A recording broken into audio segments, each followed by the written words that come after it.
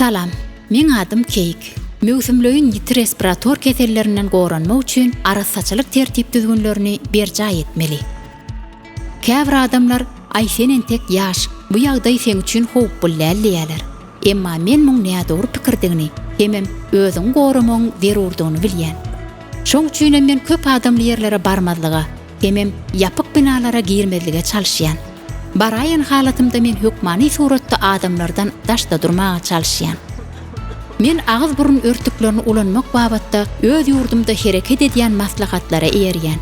Nirede bolsamam, üsgüremde ýa-da asgyramda mikroplaryň ýaýramagynyň öňüni almak üçin hökmany suratda el ýalygyny ulanýan. Egerde özümi yaramaz duýsam, ejem lukman çagyrýança öýde galýan.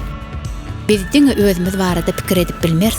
Dost ýarlarym, esasanam golaýmyzda ýaşaýan adamlar barada alad etmeliler. Jemgyýetiň saglygyny goramakda her adamyň öz orny bar. Biziň hemmämiz arassaçylyk kadalaryny berjaý etsek, şonu saglygymyzy gorap bileris.